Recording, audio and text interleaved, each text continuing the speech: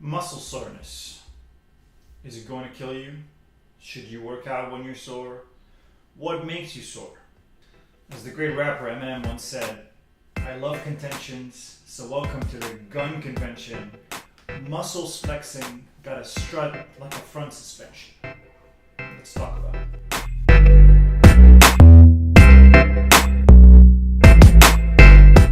What is muscle soreness? We don't know. We used to think it's a lactic acid buildup, but we know that's not it, or at least it's only a tiny part of it. Today we call soreness DOMS, D-O-M-S, delayed onset muscle soreness. It doesn't really tell us much about what causes it. It's only a fancier name to tell us that it's soreness and it happens late after you work out. How late? It could be 24 hours for some, it could be 72 hours for others. And since we don't understand the mechanism that causes it, we can't say exactly why it's different from one person to the other. We just know it is different. We all deal with soreness, we do CrossFit workouts. So intuitively, we know it's a matter of maybe muscle readiness. Maybe it's something that's beyond our threshold at the current time that we're doing the workout. Perhaps it's our level of conditioning. But if it's a workout or an intensity that is slightly beyond our threshold, there's a likelihood we're going to feel soreness. That we know. Exactly what triggers it inside the muscles, we're not sure. Of course there's going to be muscle damage. That's typically what happens in a workout. This is how you get better, is by doing a workout and then you break down in a good way some small muscle fibers and then they repair themselves and then they become better. Okay, so we know that's going to happen, but why is there soreness? It doesn't answer the question. We just know that when there is a lot of eccentric contractions in a workout, for instance, a lot of negatives, the coming down and the pull-up, whenever there's a lot of that, we know that in general we get more chances of getting sore with that type of stuff. It seems like genetics may be involved. Again, it's hard to tell for you or me what that means, so it's not really useful practically speaking. Interestingly, it turns out that some research indicates that the fear of pain before the pain or the workout happens tends to correlate with more soreness. That's from a study at the University of Florida in 2012 over a sample of 120 participants, and when they told them about some fear of pain in the shoulder, those who had higher anxiety towards it or a higher fear of this happening tended, on the average, to report higher soreness at the end. Again, individually, how does that translate? We don't know. It's not that useful. It's just an interesting thing to know that this might relate to something neurological and not just muscular. And then underneath, like if we wanted to get into inside the body, metabolically or physiologically what's going on, it's really hard to know. If you just go and do a little bit of looking around online for some of the research, you'll find there's a lot of contradictory stuff. Even the muscle breakdown theory is incomplete. There's some research from 2004 about specifically that, and they find that it's not necessarily the breakdown, it's more of a remodeling of muscular structures. But again, what does that mean for us? It's just not that useful to know. And maybe that's where we should be going. Letting go a little bit of the why, because the science hasn't answered the question definitively yet, and focusing more on, okay, it's there, how do I move forward? How do I treat it? That's more interesting. How do I treat it? So first of all, some of the usual suspects also, it turns out, aren't that definitively useful.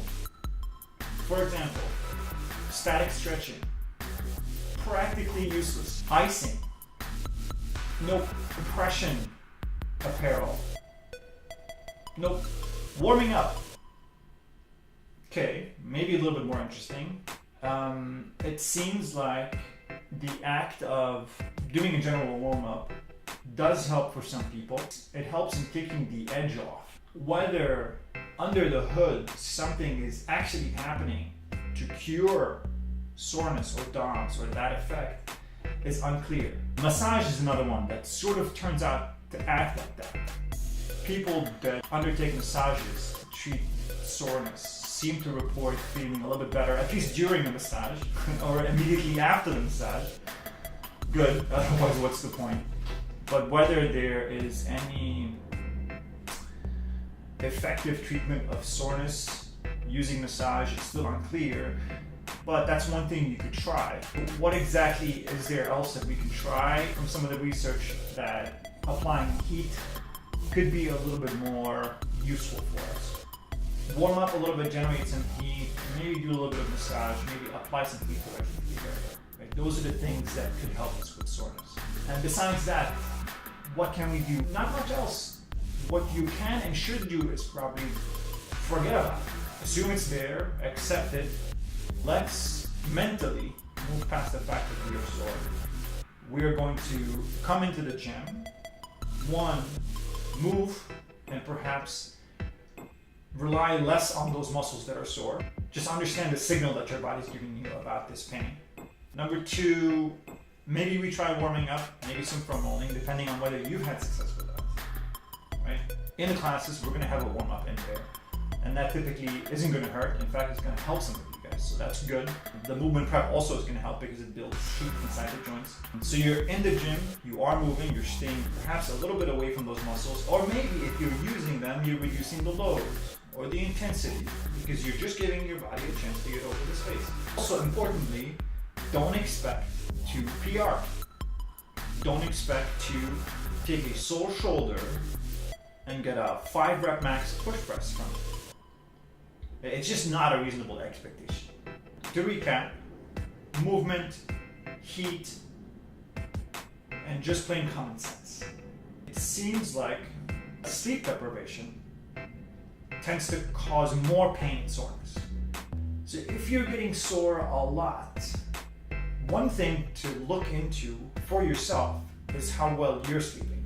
I mean, we can go into a whole host of issues that could happen if you have sleep deprivation. I mean, it's infinite. It's one of the worst things you can do for yourself, period. But in the context of soreness, ask yourself first, am I sleeping well enough? All right, guys, that's it for soreness. Hopefully what we discussed today was helpful. So remember, it's going to happen.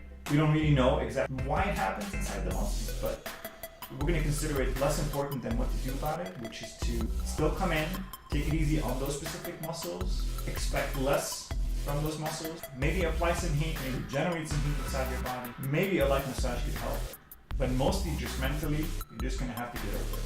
And check back personally and see if you have any other issues underlying, such as sleep deprivation. Good? Alright guys, hopefully that was helpful. See you guys next time.